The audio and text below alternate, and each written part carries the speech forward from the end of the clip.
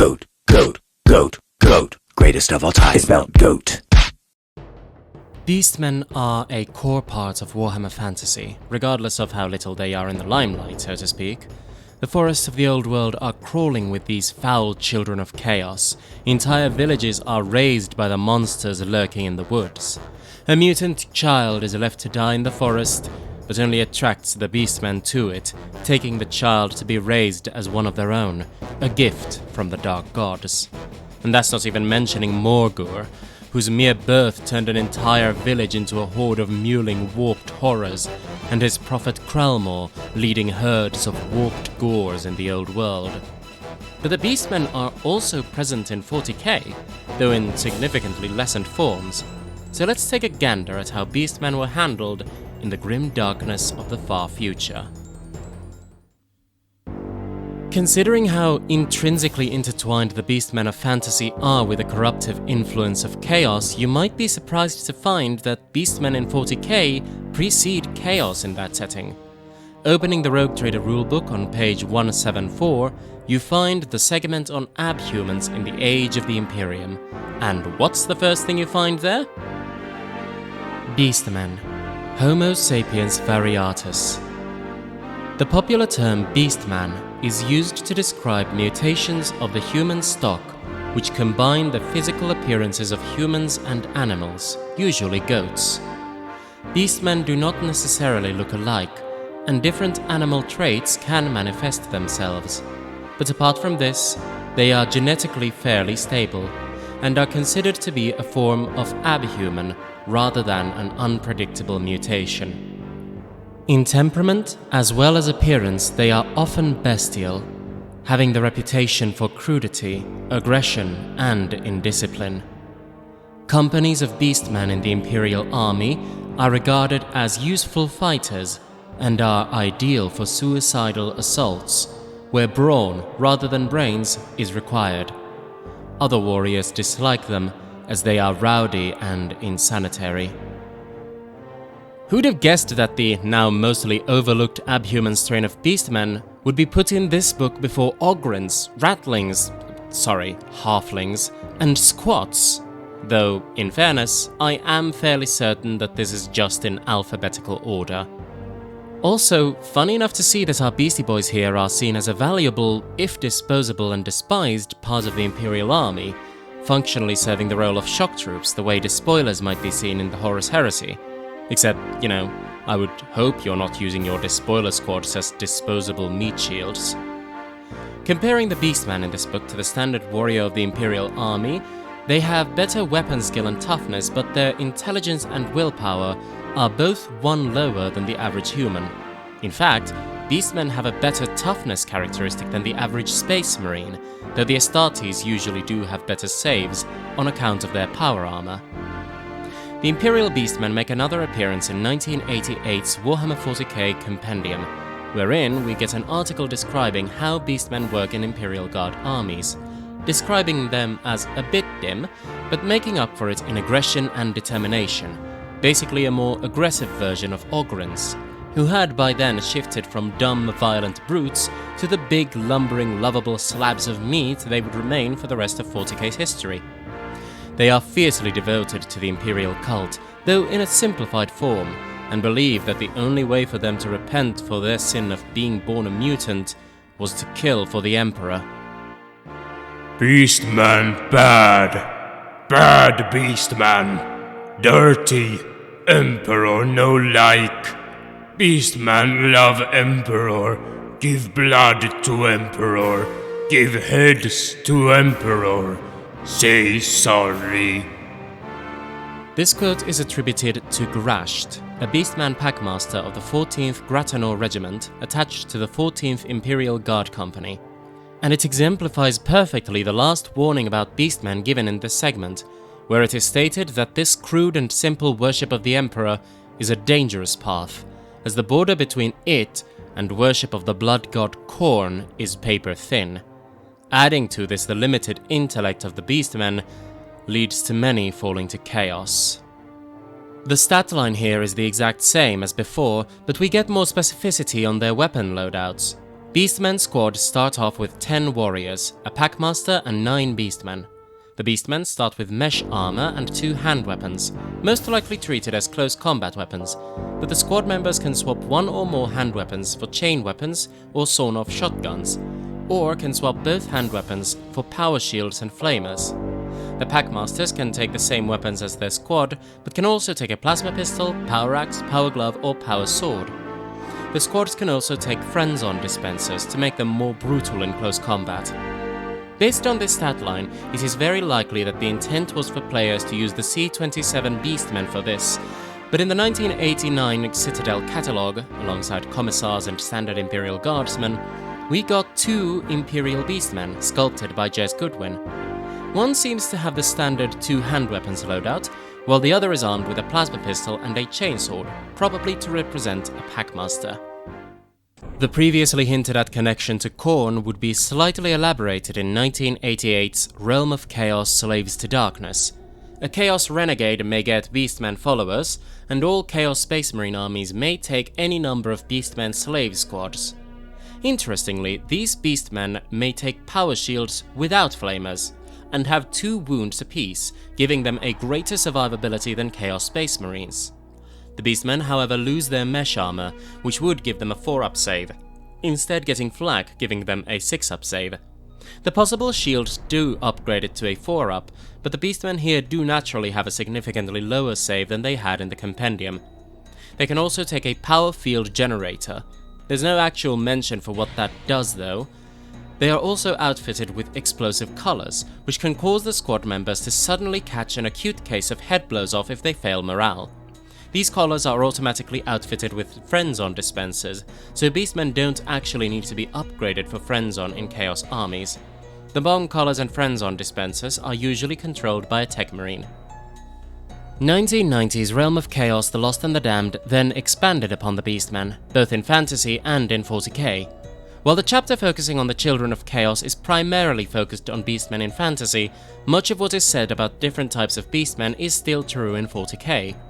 There are the Behorned Gors, who can be split between Caprigors, who exhibit goat-like features, Bovigors, a more highly respected sort, who exhibit bull-like features, and Ungors, whose horns are either not bovine or caprine in nature, or are small, twisted, or in strange places. Then there are the Bray, who lack horns and are seen as lesser by Gors of all types, though a Bray rising to a high position, while unlikely, is not impossible if the Bray is cunning, brave, and lucky enough. Turnskins are humans who later in life turn into Beastmen and are hated and hunted by the humans and, while tolerated, seen as lesser creatures by the Beastmen. Gaves, then, are children born to human parents, who at birth show signs of bestial mutation. While uncommon in 40k, in fantasy these Gaves are often left by their parents outside their villages to die, where their mewling cries are picked up by the keen ears of the Beastmen of the woods, who take these children in, seeing them as gifts from the dark gods. There is no stigma placed upon a Gave, and some even adopt the term into their names, as is the case of Morgur, the Shadow Gave. Finally, Beastman society sees shamans in a particularly high position. While Beastman champions are often the leaders of beast packs, shamans are revered as having a connection to the dark gods themselves. In 40k, these might be seen as rogue psychers. There are also rules specifically for Beastmen blessed by the 4 gods of chaos. Khorngors are given a greater willpower, increased by standard from 6 to 8, and their shamans gain the power to nullify spells within 24 inches of the shaman. Pestigors carry and spread Nurgle's rot and have no chance of being affected by this disease, as they have been blessed by the Plague Father. Zangors get mutations, and Salangors merely get new spells for their shamans, something that Pestigor and Zangor shamans also get. Fittingly, the army lists replace Beastman slave squads. Death Guard armies gain access to Pestigors and Thousand Sons getting Zangors, who apparently are clad in shoulder pads big enough to make Prince Vegeta jealous. All models also get optional chainswords, las pistols, bolt pistols or plasma pistols, and squad sizes start at 5. Both squad strength and toughness characteristics have been buffed to 4 and 5. We now move on from Rogue Trader and take a stop in 2nd edition's Codex Chaos. The latter part of the book is split in two halves: Slaves to Darkness, containing the Chaos Space Marines army list, and The Lost and the Damned, containing the Chaos Cult and Demon World army lists. Chaos cults would always be led by a demagogue, but they could take along packs of Beastmen. For each cultist coven, you could include a Beastman pack. These packs would be led by Beastman champions and are traditionally armed with simple close combat weapons, like clubs or axes, but could replace them for any basic or assault weapons in the cult army wargear list. There can also never be more Beastmen than there are cultists. The stat line here matches fairly well with the one in Slaves to Darkness, down to the 2 wounds and 6 up save. They could also take shields for 1 point to give them a 5 up save instead. This made Beastmen essentially the cooler Chaos Cultists, who had a worse stat line and no save at all. No wonder you couldn't take more Beastmen than you could Cultists. Beastmen champions can take any Chaos Cult wargear, but cannot take any wargear cards, so your Beastman champion can run around lugging a missile launcher with him. The Demon World army list can also take Beastmen, though these are significantly less advanced. The Beastmen of Demon World army lists can take assault weapons, including stub guns, las, auto and bolt pistols, power weapons, and chain weapons. They can also take double-handed weapons, and mounted warriors can take lances, but that's all they can take. No heavy weapons allowed, as Demon Worlds are more primitive, stuck in the Eye of Terror. After this, Beastmen are not seen in Chaos army lists for years. However, a small glimpse of hope is seen on the horizon. In 2015, the Horus Heresy Book 5, Tempest, is released. A part of the Black Book series, containing mostly detailed lore of the major players of the Horus Heresy with some rules, Tempest tells of the betrayal on the world of Calth, and the Wordbearer's ritual to raise a galaxy-splitting warp storm called the Ruin Storm. Sides are picked, not only by the Astartes, but their allies in the Titan legions and Imperial militias and cults as well. And here we get the army list and rules for Imperialis militia and cults. Militia forces in the Horus Heresy are, in contrast to the organized, disciplined and well-trained warriors of the Solar Auxilia, an informal and much more slapdash organization. The Imperialis militia force must have a force commander who gives the army flavor, but the force can also have other things that may be familiar to 40k players, including discipline masters, i.e. commissars, rogue psychers, command cadres, militia infantry, levy and elite grenadiers, fire support teams, recon squads, Gorgon transporters, Medicaid attachments, Ogryn brute squads, Enginseer auxilia, Arvis lighters, Scout and Armoured Sentinel Squadrons, Thunderbolts, Rapier Batteries, Malkador and Leman Russ Battle Tanks, Medusa and Earthshaker Ordnance Batteries, Mutant Spawn, okay, maybe these aren't so much for guard armies, Bane Blades, and Stormhammers. But the Force Commander is here to bring flavor, isn't that what I said earlier? Well, the Force Commander has the abilities Muster of Worlds and Provenance. The Muster of Worlds allows your Force Commander to pick 2 provenances, which are, in effect, for your entire army. These can be traitor only, like Cult Horde, which gives infantry units the Zealot rule and forces them to charge the nearest eligible target and can only make snapshots, or Tainted Flesh, which gives the army the Fear and Feel No Pain rules, but many are usable by Loyalist and Traitor alike, such as Feral Warriors and Survivors of the Dark Age, the latter letting you take Rhino and Land Raider transports.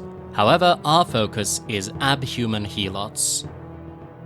Abhumans, often drawn from the Helot labor classes of Afflicted Worlds, sub-citizens on the cusp of accepted tolerance levels for mutation and genetic deviance, are often pressed into frontline fighting by their human Imperial commanders in times of emergency, and suffer this fate even more readily at the hands of cult demagogues and petty tyrants in the Traitor's service. The Abhuman Helot's provenance is not really designed as any specific sort of Abhuman upgrade, but it gives each unit affected by the provenance +1 to toughness and a penalty of 1 to their initiative, to a minimum of 1. In a way, they're more like squats than Beastmen. However, they also get discipline collars, similar to what the Chaos Beastmen slave squads in Rogue Trader had. This was later changed to Abhuman Muster in 2nd and 3rd editions of Heresy, with the latter leaning more into Beastmen being the intended use for this providence, with them getting +1 to their strength, -1 to ballistic skill, and impact leadership abilities, basically ramming the enemies on a charge. They can even take assault shields. The flavor text even leans into this. Some strains of humanity have dwelt too long in the dark places between the stars, and have regressed or mutated in some fashion that leaves them unacceptable in most imperial societies. Most common are the so-called Beastmen, humankind with stable beast-like mutations, prized for their perceived prowess at war. Many consider such creatures subhuman, but often these warriors have proven themselves the equal of any unafflicted human in both intelligence and loyalty amid the horrors of the Horus Heresy. Moving on from the Horus Heresy, we delve into the depths of the hives and take a gander at the modern version of Necromunda. Specifically, we're taking a look at one bounty hunter, a sanctioned bounty hunter of unrivaled skill and handsomeness with a mysterious history. No, not this weirdo, he's not even sanctioned, but this guy, Gore Halfhorn. Gore Halfhorn is a Beastman bounty hunter clad in Imperial Guard armor. Nobody knows how he came into possession of the Guard armor, or how a Beastman got the right to be a bounty hunter, but he is fully sanctioned and claims to have earned his gear serving in the Imperial Guard. Some, of course, doubt his claims, but none can doubt his skill. Gore is armed with a plasma pistol, a shotgun, and a chainsword, possibly in reference to that old Rogue Trader Imperial Beastman mini. Curiously, Gore's weapon skill is lower than his ballistic skill, but with strength and toughness 4, he is once again somewhat on par with the mysterious Vandoth the Fallen, who is heavily hinted to be a rogue Blood Angel, especially considering he's armed with a Phobos pattern bolter. So the theme of Beastmen rivaling the durability of Space Marines is still holding water. Hiya, Editing Lilly here. Just as I was editing this bit here, I realized that I made a little bit of an oopsie there. The weapon skill is not, in fact, lower than the ballistic skill. It is 1 pip higher because my brain had been so used to the old system of, higher weapon skill is better. A higher number is better. But this is very obviously the modern system of you hit on a 3-up and that is marked on the character sheet. Yeah, that's me. I was just being dumb there. Sorry about that. Gore isn't the only Beastman you can have on Necromunda, as Venator gangs can be comprised entirely of Beastmen if you so wish. Beastmen in Venator gangs retain a similar stat line to Gore Halfhorn, though, of course, having fewer wounds the lower in the ladder you go.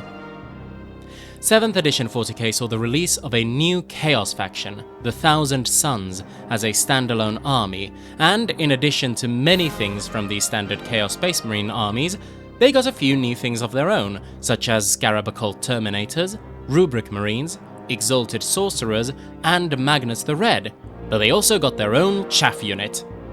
Kind of. The forces of the Thousand Sons got access to Zangors for the first time since Rogue Trader. This would be very exciting if the Zangors in the box weren't just the models from Age of Sigmar with an upgrade sprue. This too would have been fine if the Thousand Sons got nearly as much cool new stuff as the Death Guard would only a year or so later, and if the Thousand Sons Combat Patrol weren't 75% Zangors, or if the next non-character thing the Thousand Sons got to use wasn't another Age of Sigmar thing, the Mutalith Vortex Beast. Anyway. The Zangor could be taken as Zangor Packs, Zangor Enlightened and Skyfires, elite melee and archer units respectively mounted on hovering discs of Tzeentch, and Zangor Shamans, bestial sorcerers on discs of Tzeentch. The Beastmen would not be left at Zangors, however, as 2018's Warhammer Quest Blackstone Fortress came with brand new Beastmen, 4 minis specifically. These Beastmen had a lot more man to them, looking less goatee and more Beauty and the Beast. They're armed with las pistols and crude close combat weapons, in addition to being clad in guard-like flak armor. Our final addition to Beastmen Mythos brought undivided Beastmen back, with Kill Team Gallowfall. As the Space Hulk Gallowdark begins falling apart and being destroyed, the distress calls of an ancient Leagues of Votann Ironkin are picked up. A group of Hearthkin salvagers of the Trans-Hyperion Alliance enter Gallowdark in search of their lost mechanical sibling, but find themselves prey to a much more terrible foe. The denizens of the Gallowdark include the Felgor tribe of Beastmen, and the Felgor Ravagers are here to feast on kin. The Felgor Ravagers are the first new proper Beastmen in 40k, being transferred from Kill Team to 40k proper shortly after their release. The team is led by an Ironhorn who can wield a bludgeon and plasma pistol, or a chainsword and corrupted pistol. They can be joined, along with standard warriors, by a Death Knell, performing the double duty of musician and icon bearer, Nullscar, who has undergone crude bionic enhancements, Gorehorn, a champion who specializes in decapitations, Herdgoad, who can whip enemies to submission, not like that, get your mind out of the gutter, Manglers, savage berserkers whose hands have mutated into rending claws, Toxhorns, grenadiers who can lob bombs that spread disease to enemies, kinda like how the Nurgle's Rot worked for Pestigors in Rogue Trader, Vandals, brutal fighters armed with man crushers for crushing folk, Flux Sprays, nice to see the Bray term being used for mutating beasts, a mutated beast blessed with 3 arms and 4 eyes, letting him become a blender in close combat, and of course the Shaman, able to restore vitality to his fellows and cloak them in unnatural darkness. But with that, we come to the end of our tale, at least for now. Beastmen are one of the more specifically Warhammer things out there. Sure, there's brew from RuneQuest that may have actually inspired the Beastmen, and the basis for these monsters the satyrs of ancient Greece, but more often than not, this design makes you think of a Beastman, right?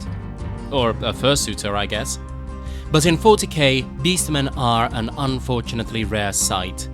Maybe in the future we'll get some 40k Imperial Beastmen again, or maybe Khorngors and Slangors for 40k players. And I guess Pestigors, though it would be fun to see a Death Guard player complain that their new unit is just an Age of Sigmar mini and go, "Yeah, how's it feel now, sucker?" But until then...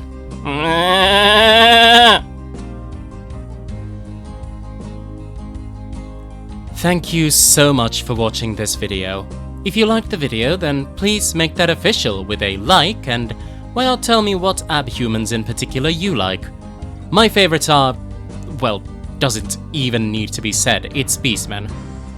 If you really liked the video, why not subscribe and share to other goat lovers?